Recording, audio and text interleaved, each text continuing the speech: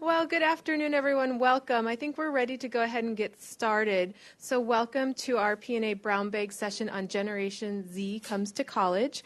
I want to take a moment to introduce our presenter, Sue Darge Lombardo. She is our Director of One Stop Student Services and Student Success Center here at the UMD campus, and she has great expertise on Generation Z, and I can't wait for you all to hear and learn. So I'm going to turn it over to Katie for one moment so she can talk you through some logistics of how to participate in our classrooms and through our online venue as well. Thank you, Emily. Hello, everyone. Morris in the Twin Cities. Thanks for joining us. For those of you here in Duluth, if you'd like to add a comment to the discussion today, there's table mics in front of all of you. Simply just hit the push button. The light will turn green and you're ready to speak. And then hit the push button again and your mic will go quiet again. And then for Morris and Twin Cities, if you guys just want to chime in when you have a comment, feel free. For those of you watching the YouTube live, feel free to chat comments or questions in the chat box there, and I'll relay those to Sue during the presentation. And again, she mentioned handouts are available online at z.umn.edu/GenZ. I'll turn it over to you, Sue. Thank you very much. Well, welcome, everybody. Thank you for coming. I like to do this more as a discussion than a presentation, so throughout our time together here, every so often I'll stop and give you a chance to chat with people sitting near you, and then a chance to share any insights you might have with the rest of the group, and then we'll move on to the next piece of our topic. So that's how we'll proceed.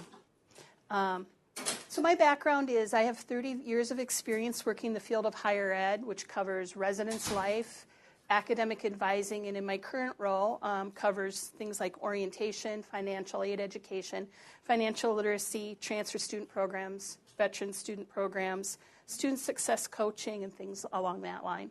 So I had a chance to kind of cover a gamut and see some of these different generations that they've moved through my time in higher ed.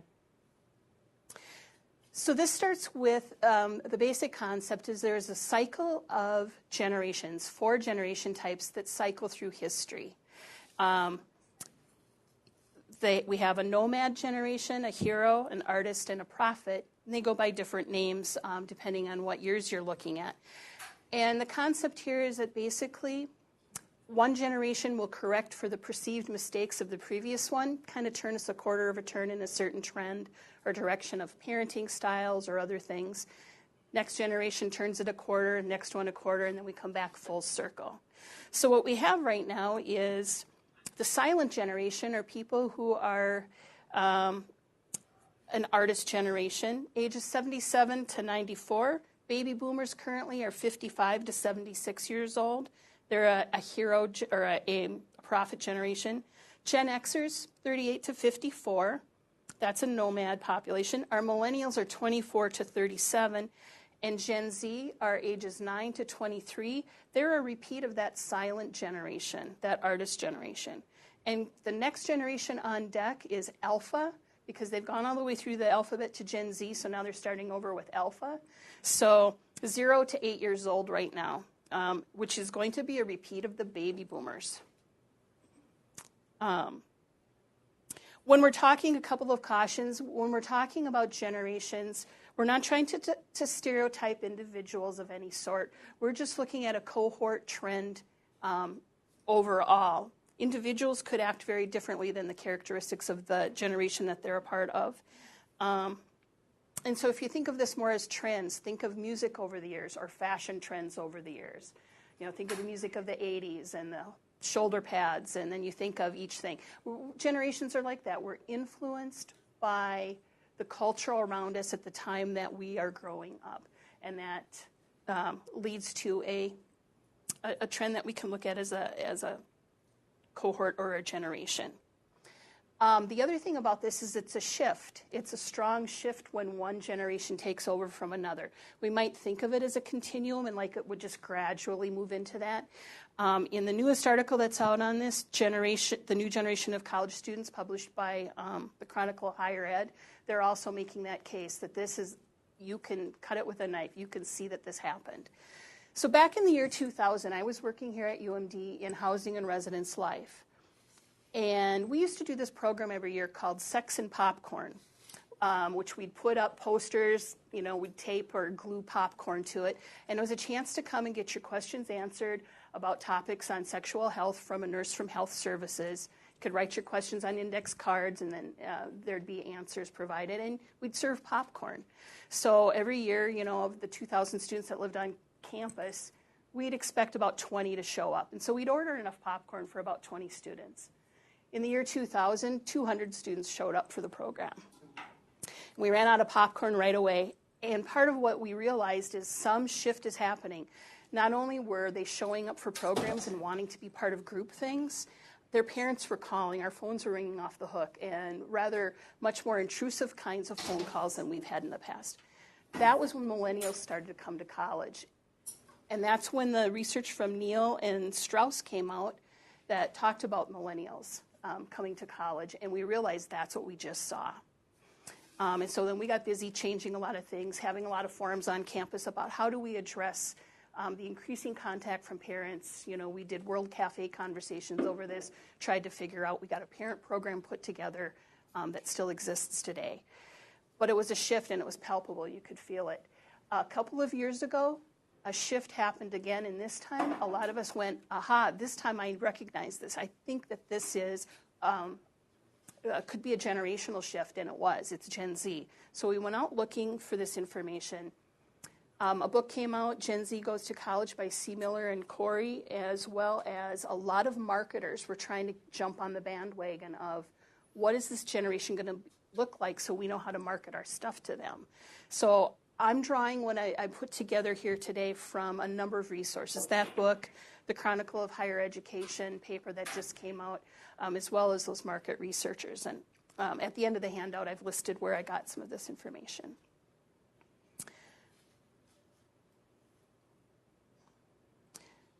So this shift happened again is all of a sudden we noticed, this was during my time in academic advising, we didn't have to put holds on students' records anymore to get them to come in to meet with us for advising.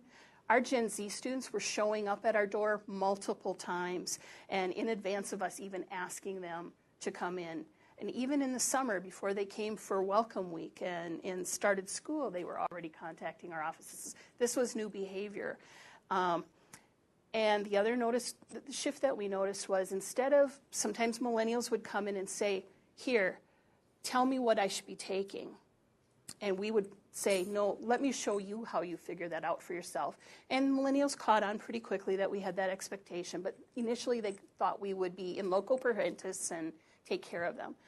Gen Z come in saying, I've already figured out and looked up a bunch of classes. I just need some reassurance. Did I do this right? So that's what they were looking for. So we were starting to notice this. So we went out and looked at the information. So some of what we found early on was Gen Z is going by a lot of names, and that's because marketers all wanted to corner the market and name this generation themselves and sell their information to the public about what their research is showing. What happened is we got things like Homeland, Plurals, Centennials, iGen, Post-Millennials, Posts, Founders, Regenerators, Regen, and Pivotal being the name of this generation. Back when millennials were named, Strauss and Howe were the only ones naming things, and so they got to name it millennial. So what happens is Gen Z has stuck because that's the overarching name that everybody knew them by, rather than one of these other names. One of the hallmark characteristics of this generation is that they're pluralistic and compassionate. So they're more global, they're less cliquish. If you think about it, millennials also value diversity, but if you look at it, they would see multiple photographs on a wall in different frames of all the different diversity and say, all of these pictures are okay. My group's okay, your group's okay. What Gen Z does is we're all in the same frame, in the same picture, all together as a mosaic. There is no othering. There is no I'm different than you're different. We are all different together. And so that's the difference between diversity and pluralism. Pluralism says, I don't want you to change and assimilate. I want you to be different and be yourself. I want to be myself. And then I want to get to know you, and I want to collect and have as many plural different people in my life as I can. So for Gen Z, it's not just racial or ethnic or religious diversity or gender identity diversity. It's also generational. They're more willing to engage with people across all generations.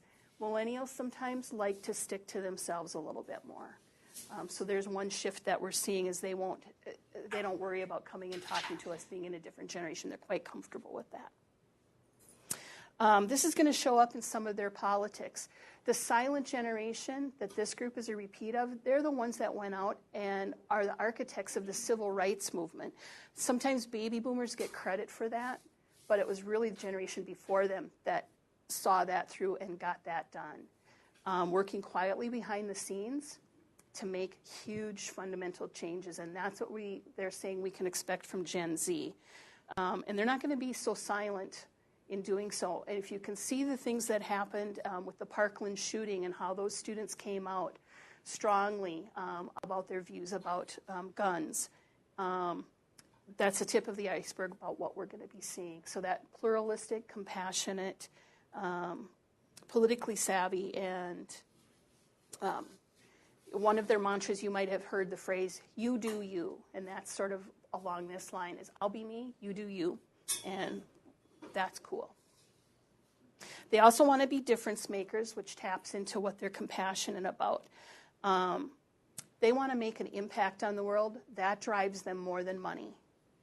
Money's important, we'll get to that in a minute, but if they had a choice between earning a high salary and making a difference in the world, they're going to pick making a difference in the world. 2 years ago, I was able to do a survey of incoming students, and I asked them, they could check all answers that applied to them. They didn't have to just pick one. What values did they base their choice of a major, or do they think they're going to choose as a major? My interests, 95% said they based it on that. 72% said a potential for a career I can make a difference. And only 27% of the students said a potential for a high salary. 1 in 4 only wanted to make a lot of money, whereas 3 in 4 want to make a difference in the world. And this was duplicated. I taught a class in major and career exploration, which came from students across all majors on campus, or all potential collegiate units on campus. And it was the first year when we were coming up with our list of criteria for choosing a major. We'd get a long list, and then I'd have them go around the room and say, what's the most important one? It's the first year not a single student in my class said money. And almost every student said something along the line of either something I'm good at or something where I make a difference in the world. That was an unusual shift that happened 2 years ago as well. So I'm going to give you a chance to talk amongst yourselves for a couple of minutes, grab somebody sitting next to you and talk about those first couple of characteristics, and then let me know if you've got an example I can share where you've seen these behaviors yourself. So I'll give you that opportunity right now.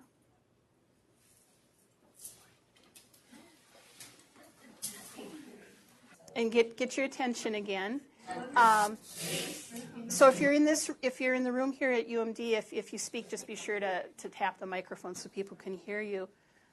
Anyone have an example to share that came up in your conversations or in the remote campuses as well?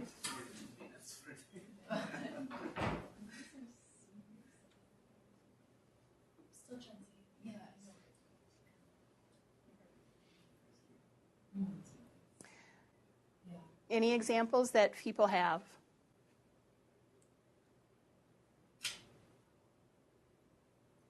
Any thoughts on what this might mean for your role in how you work with students if they're coming in with being difference makers and looking at pluralism and compassion? I don't know. I'll ask a question, comment. This is Jennifer in the Twin Cities. And on one side, myself and the other one, we're parents of this age group. But also, the comment I had popped in my mind was when you mentioned this Gen Z, that they ask for a lot of help and assistance and assurance that they made the right choice. Like they want kind of validation a lot, and how that goes with they're motivated to do a lot of good things and do a lot of things, but they've kind of, I work with post-secondary, like mostly post-secondary, and there's much stress and pressure in those kids as to that there's so much pressure to be this star, be this other thing. How do they contradict, that kind of contradicts that I see kids that are so pressured to be a doctor or a lawyer or something, and yet inside of them, they don't want to necessarily do that. So I'm curious to how that balances out, how people think about that, because I think that's real, that kids are pushed one way and feel another way. Mm-hmm. Are there people seeing that where there's a disconnect between what the student is saying that they want to pursue and what they're being pressured to pursue? I'm seeing some head nods around the room that people are seeing that.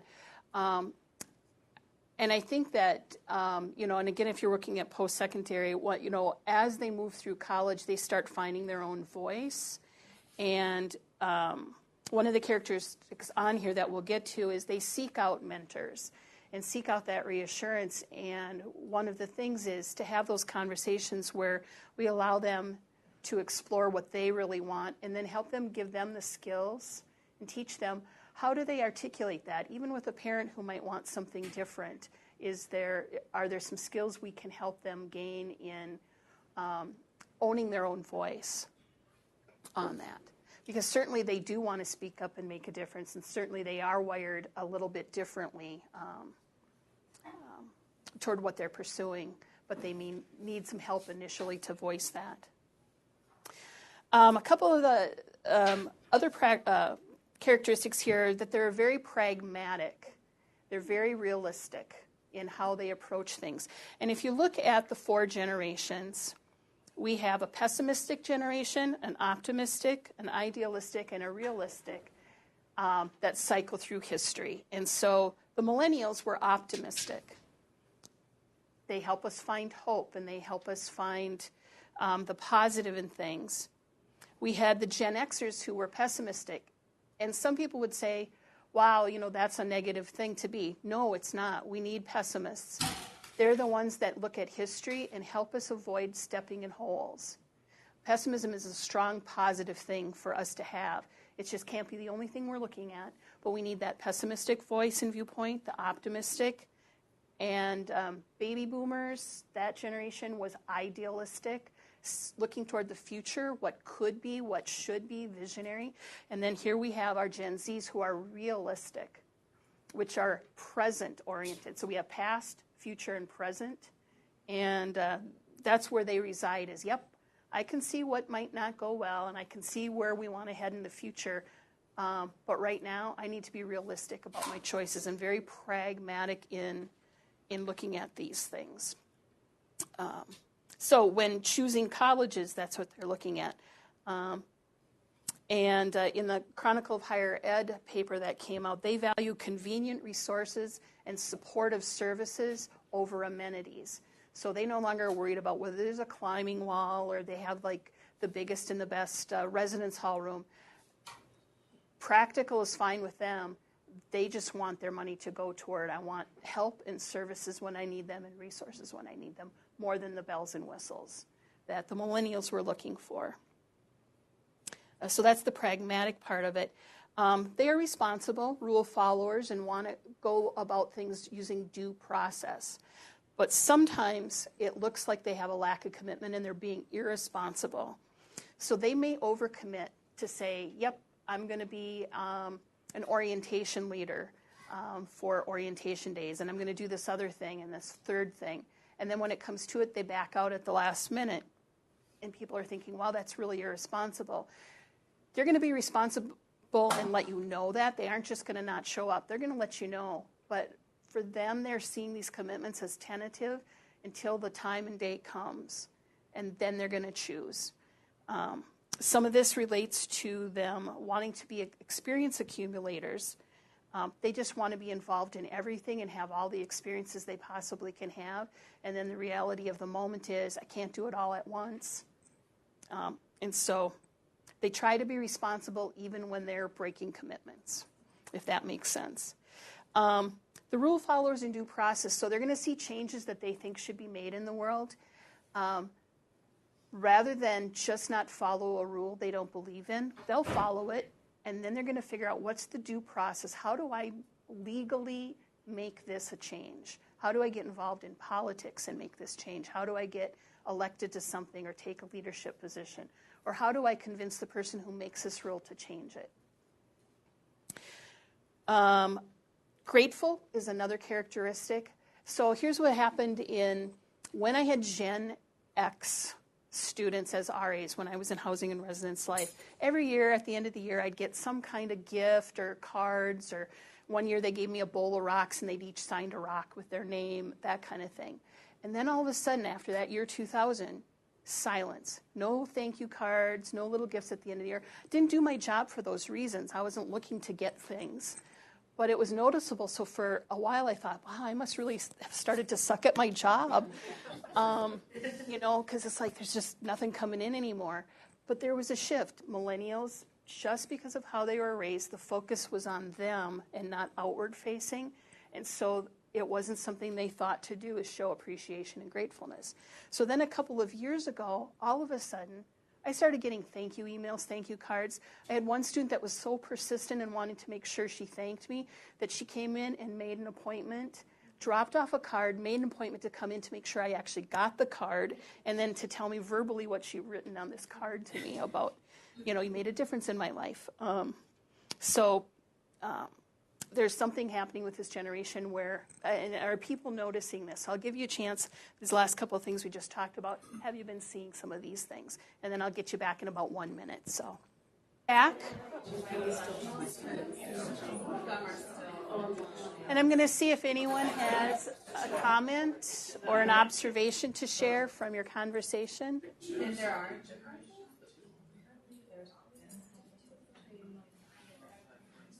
So it's something that I see a group back here. Thank you. I'll share. Hi, this is Marty with UMD Admissions, and it's kind of a group of a majority of us are in the admissions world, one of us in the academic side. But and one of the things we're definitely notice is some of that more practical, like end goal. They really our incoming students, our current early students, are really value what they're going to get out of the institution, less about, so we've changed a lot of our presentations to, instead of some of the like bells and whistles that they're getting out of UMD, the research opportunities that they're getting, the things that they're going to like be able to add to their resume to get employed, and folks asking very early on in their career, what is the path that I need to take to specifically get that job, or so they have it much more organized for themselves, so they know from point A to point Z how they're getting there. We're seeing that early, even in the exploration phase as well. Mm-hmm. That matches with, I was having a conversation with a colleague from Career Services who are saying they're seeing definitely an upswing in the number of freshmen coming in to access their services. Morris or Twin Cities, observations? This is Julie. Yeah, you can see me in the corner. From Twin Cities. Mine is more of a personal. I don't work with students so much. I work in Wilson Library, and I'm kind of back in acquisition. So my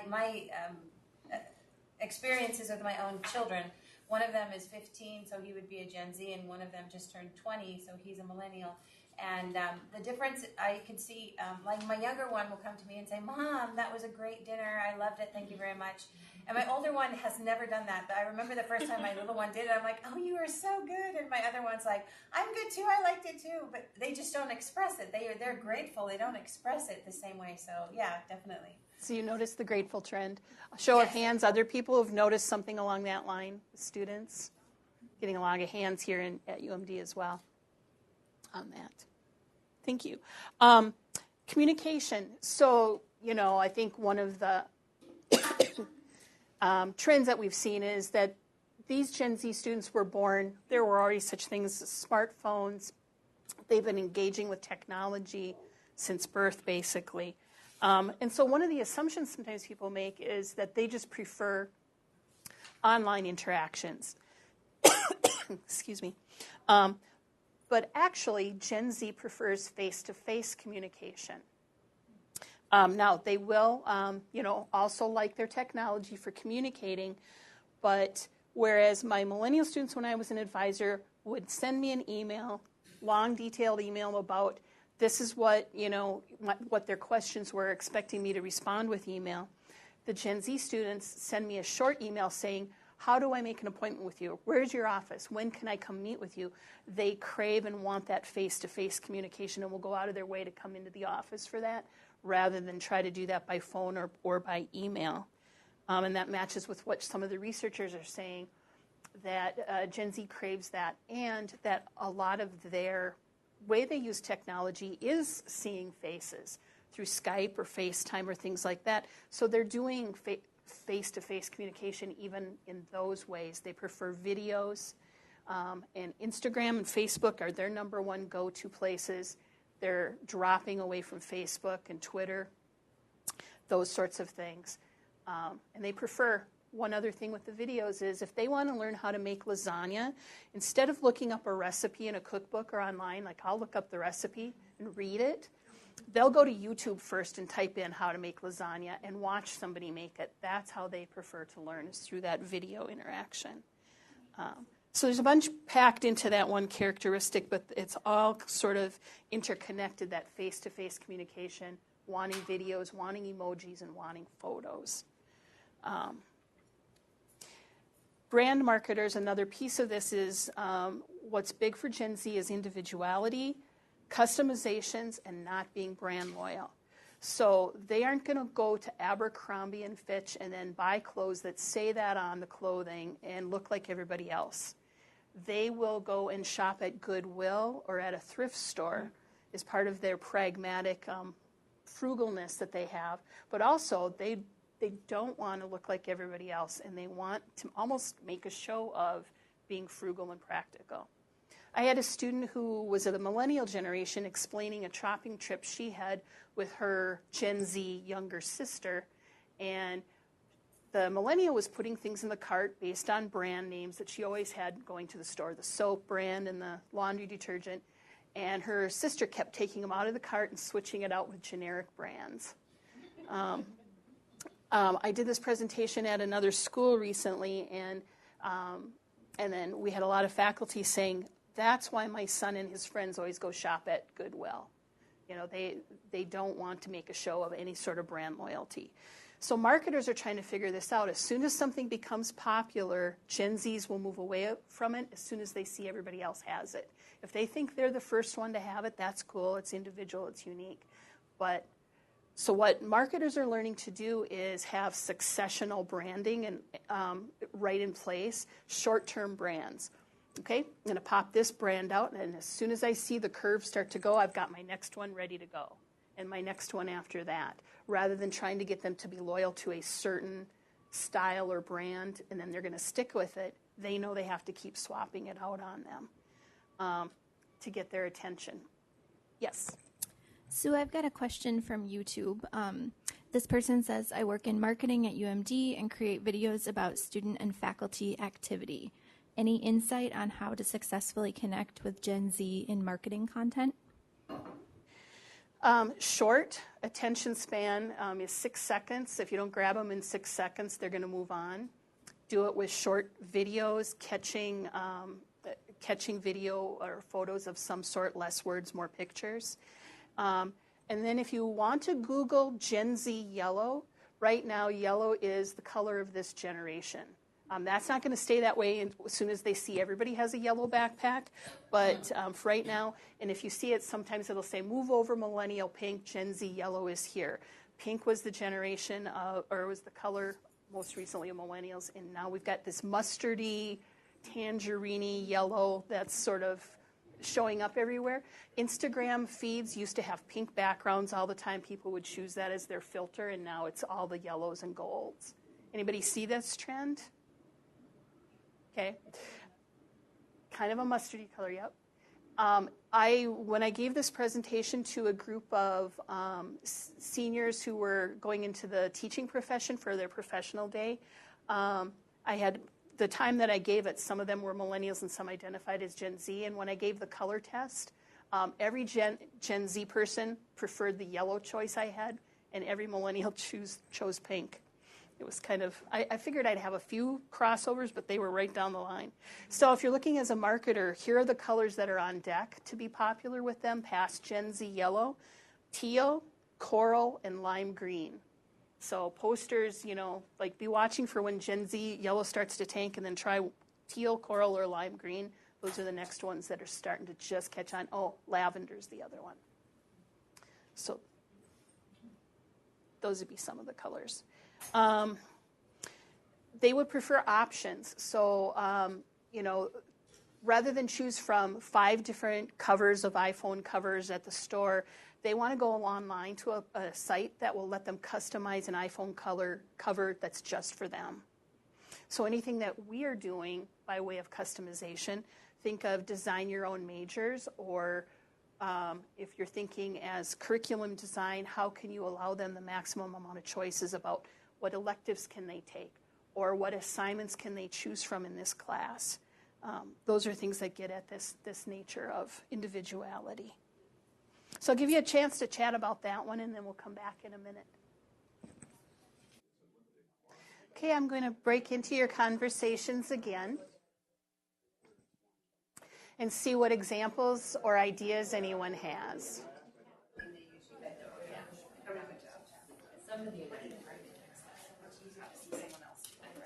I can tell this topic has got people's imagination because it's hard to break into conversations. So what's the hot topic back at this group?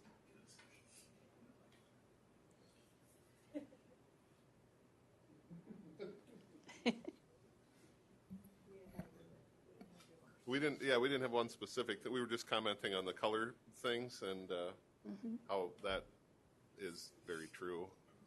Something I'll comment on too, and you kind of touched on this. It's something we've changed in admissions. For the last number of years, we've had a tag board where you kind of talk about the switch to YouTube and some of these other things in a way from. We had a Twitter hashtag board that we'd have up and cycling. Well, that just dried up, like overnight, that just dried up. Nobody was doing that anymore. So we've had to take that down and transition to something different because they're just not engaging with that platform at all anymore. So that went with that, it's a shift and not a gradual continuum change happening here. It's just overnight the behavior changed. That. Other comments? Yeah, this is Twin Cities. So I actually have daughters that are 18 and 19, and when you mentioned that they prefer face-to-face communication in this generation, surprised me a little bit because we hear so much, and I've seen so much with my girls and their friends, so much social anxiety. So was that more the millennials, and now they're moving into wanting more face-to-face? I think this goes along with one of the characteristics we're coming up to here is mentor seeking and needing reassurance is they need help socially. They need help learning how to do these things and how to make friends at the college level even, that they want to do this stuff. They want to have these, they crave the face-to-face communication, but if they're not good at that yet, they want a chance to learn how to do that. So they want our help kind of moving that direction. With the mentor seeking and needing reassurance, and we talked a little bit about this already, that they're going to come back and ask and recheck and then double and triple check. They might also triangulate their data a little bit, and so one of the things we noticed is, again, when I was in an advisor, they'd come to one advisor and ask a question, get the answers, have that discussion. A couple weeks later, they come back and see somebody else about the same topic, and then another couple weeks later it's a third person somewhere on campus, and you're thinking, didn't they believe me? Are they not? And it has nothing to do with that. They just feel so much better when, if I can get 2 or 3 of my mentors or people that I go to, and if they're all saying the same thing, now I'm feeling a lot better that, okay, I'm on the right track. I've checked this out with more than one person now. And so we had to learn not to be too offended if they sought somebody else's advice besides just ours. They're just trying to verify and triple check their what they're doing. This comes from the most recent article, again from the Chronicle of Higher Ed. The quote is, research shows that students who develop friendships and identify mentors early on are more likely to graduate and find success after college. So it's that twin thing of helping them, putting them in situations where they can make friends. They might not have had to make a friend since they were in elementary school. If their high school friends are ongoing friends, they haven't had to do this for a while. Helping them be comfortable with that and reaching out and setting ourselves up to them as mentors. They want to do things for themselves, but they want help and reassurance in doing that. Once they've got it, and they aren't going to need you. They'll back away and go off and do this thing on their own, but they are craving that.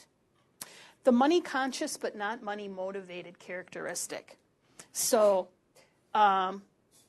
this first wave of Gen Zs, during their childhood, that's when the recession of 2008 hit, and they saw their parents having to get second or third jobs, maybe downsize to a smaller house or apartment, all kinds of things. They had to maybe cut out from 2 sports. They could only be in 1 sport or no sports or something like that. So they had to help with the penny pinching and see that the practical reality of life was you can't always count on money to be there.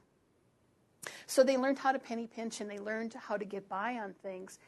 And instead of craving more money now, going into the adult world, they pride themselves on their frugality. This gets back to the thrift store and some of that. They're going to be looking to do things like share within their neighborhood 1 lawnmower. Why does everybody have to own a lawnmower? Why can't we share? I'll buy the lawnmower, you buy the snow blower, and we'll share during the winter and during the summer, those things. I'm going to barter and trade. I'm good at painting houses. Are you good at repairing plumbing? Okay, let's trade chores at each other's houses, that sort of thing. So things to save money and be money conscious, that they're more motivated to go out and make a difference in the world. They want money. They want enough money to be able to afford a house and clothes and things, but it is not the driving force that they have to have as much money as possible. So that's not their main motivation. It's practical. You need a certain amount of money. I want to get through college with low debt or no debt if I can make it happen. What's the fewest number of courses I have to take to graduate? The fewest number of credits. How do I make this work? So there's some of that practicality, and they're pushing on us right from day one on how do I make the most of these PSEO courses coming in to make sure that I'm maxing out and getting out as soon as I can with as little debt as I possibly can. I'm going to cruise through a couple more and give you a chance to chat about any number of these that you want to chat about. A little bit less noticed, so millennials and baby boomers are generations that are huge and shine, and we know a lot about them. In fact, they're the 2 generations we have names for, millennial and baby boomer. Gen Xers and Gen Zs don't really get a cute name. They just get a letter, and they were less noticed as generations, and it's maybe just part of the ebb and flow of how generations go. But they sort of like being less noticed. They are very stealthy online. So if they're going to click on your admissions site and then you've got something you want them to click into further and you're going to track them, they're onto that. They're going to exit out of that browser, maybe capture what URL were you trying to direct them to, go into a completely different browser, type that URL in and get the information that way, because they're very savvy. They don't want to be tracked. They don't want you to know who they are. Follow their moves. Why they're going away from Facebook. They're going to things like Snapchat, where it disappears. And I could be out of date because things happen so fast. Whisper, secret, yik yak, Sarah are ways to communicate anonymously with friends. It's kind of strange, and I don't quite get it. I'm trying to learn. But they're very stealthy about their identity and their privacy online. So they don't want you following them. Self-educating, they find it easiest to learn from the internet and on their own, and they want to go out and learn it for themselves first, and then they're willing to engage with a group on that topic. So that has some implications for how we teach them, whether it's a co-curricular program or in the classroom. That flipped classroom approach really does work well with Gen Z. Let them go do something to learn a piece of this on their own, and then do the activity in class rather than assigning the group activity as homework and lecturing during class. They prefer to go out, let me watch that video, let me figure it out myself, and then I'm ready to engage with other people. So it's not that they wouldn't want to do group work. They only want to do it when it's their choice to study as a group or work on a project as a group. They'd rather be able to learn on their own and get their own credit for things than have their grade connected to other people's work. In the workforce, this is starting to show up because the first edge of these guys are already getting into the workforce. So workplaces just revamped with millennials coming in, large open offices without the partitions. We all sit around a table and work on everything together as a group. And now Gen Zs are coming in and putting up barriers around the table so they can create a private workspace for themselves. It's like, don't make me do that. And I don't want to choose a font with 12 people for this project. Let me just choose the font, and you can choose it next time when it's your turn. So that's going to have some clashes that we'll see in the workplace on some of that. So I'll give you a chance to chat about a couple of those things, and then we'll move on from there. Okay, I'm going to break into your conversations again. Get your attention back there. Any observations or ideas to share with the group on those characteristics?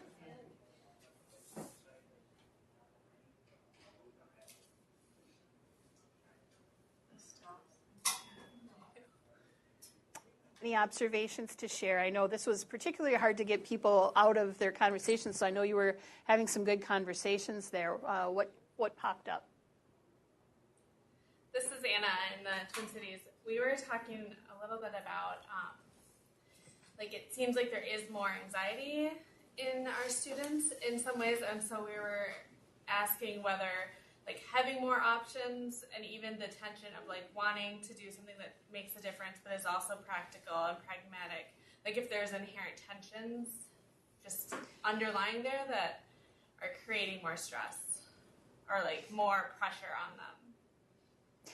Yeah, I think there is, competing priorities that they're dealing with. And I think that's true of any generation, that what we might be wrestling with might be slightly different, but that the goal to have all these experiences and to commit to all these things, and yet the practical time to do them isn't there. Wanting to have all their options open and pursue multiple things, and then the pragmatic part of, but you can only do one thing at a time, hits them. And so they do struggle with that. I think that's just part of what they have to wrestle with, and that we can maybe help have those conversations with them about how to get down to acting in accordance with your values and how to determine what is more important. I think sometimes with students, I worked a lot with students who were trying to choose majors and do career exploration. And one of the groups that was always hard were those who couldn't choose a major because they didn't want all their options to go away. And so we always looked for ways of, you're not choosing the only thing you're ever going to do in life, you're just choosing the first thing you're going to pursue. And your other options will still be there for you. There's a great YouTube or a TED Talk on being a multi-potentialite that gets at that talks about how to keep all your options open but still make forward progress.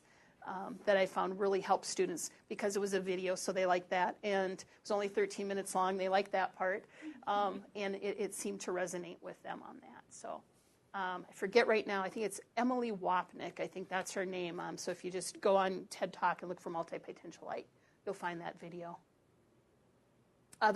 Before I finish out with the final things, other observations. They're experience accumulators, which gets at what the question is that you ask and what we've been talking about. They want to experience it all and go out and have one experience after another, and they want to document it with photos. They want their privacy, but they'll also, maybe put it out on Snapchat or something. They want to just accumulate all of these experiences. But they have something called FOMO, if you've heard of that, fear of missing out, right? So FOMO is exacerbated by having your phone update all the time with who's doing what. And what are people posting? They're posting the fun stuff they're doing. Nobody's posting a video of themselves doing homework. And so there's this idea is at any given moment, somebody out there is having fun and I'm not right now. Can lead to a false sense of you're doing a false comparison there. You're not seeing when that person who just posted that fun thing was doing something boring like laundry an hour ago. But that fear of missing out means I have to keep checking for updates. I have to keep saying I wouldn't want to miss something that's going on. Marketers know this, and so they will, if they can get you to follow them on Snapchat or on Twitter or on one of these things, have a hurry up within the next hour. If you want a ticket for this price to this concert, go on. It's over in 1 hour. You won't be able to do this anymore. Or this pop-up thing is just happening downtown in an hour. Come on down. And they know that that's appealing to that sense of fear of missing out. I better act on this right now. It's sort of like the old order before midnight tonight kind of thing on the commercials. Or our supplies will run out or something. They're vulnerable to that sort of a thing. One of the antidotes to FOMO is JOMO, the joy of missing out. And so one of the things we can help teach students who are wrestling with this fear of missing out is ask them to do an experiment. Can you leave your cell phone behind and go for a walk in the park without any electronics on you? Don't take a picture of it. Don't text anybody about it. Don't post about it. Just go have the experience and be in the moment and then be done with that moment. Find out what the joy of missing out is like. How do you really feel if you can set that phone aside for a day and not check everybody's social media feeds or an hour? So there's some things we can do to help students get away from that stress of that FOMO. They want to be entrepreneurial freelancers and early starters. They're going to want to get out there and have those research opportunities and internships their freshman year if they can get them. They don't want to wait until they're a senior to do those kinds of things. They expect that someday, 68% that were surveyed in the book Gen Z Goes to College, 68% of that population of high school students that they surveyed said they expect to work for themselves someday. They have side gigs, side hustles. It goes by a lot of names. In addition to what they're already doing, even in college, they might have developed an app for something, or they are doing something on the side to make some extra money. So with this entrepreneurial spirit, some people will think, well, they all want to go toward a business major. Some of them will want to do that as an entrepreneur, but some of them want to be entrepreneurs in the field of healthcare or social science. How can I provide a service to somebody and do that as a freelancer? Care.com, Handy.com, Uber. If you think of all these apps that let you connect with somebody who will do something for you, drive you somewhere, hang a TV on the wall for you, etc., come and babysit. All of those apps are showing up now that you can go out and very easily have a side gig and be an entrepreneur. They just want help in knowing how to do this. So, if you're in a human service profession type profession or humanities, think about ways students can be entrepreneurs in those professions and connect them with that information. That might be a way to entice them back to the humanities. If they can see that it's not just people in business fields that can be entrepreneurs. There are a few other things. If you haven't gotten a hold of the handout, you can go online and get that again at z.umn.edu/Gen Z, that you can kind of look at some of those things. But to wrap up, there were 4 things that were recommended in the Gen Z Goes to College book that I just want to point out.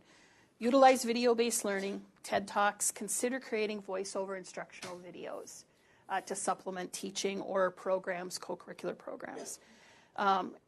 What we did in our advising office a couple of years ago is to teach them how to read their APAS report, their degree audit, is we just put a video online about that and had them do that ahead of time before they came in for the advising meeting, and that turned out to work really well. We didn't have to spend individual advising time teaching them how to do that, and they liked learning it that way.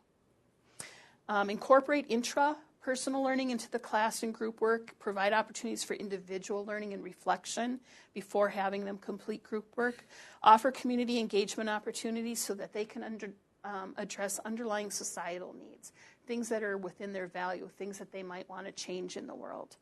And then connect them to internship opportunities earlier rather than later. So those are some of the things that they're emphasizing there, and some of the resources are there. So in the last couple minutes we have, any last-minute questions, and we have to wrap up. Okay, thank you very much, and I appreciate feedback, so feel free to send me an email if you've got more questions or feedback that you'd like to provide. Thank you.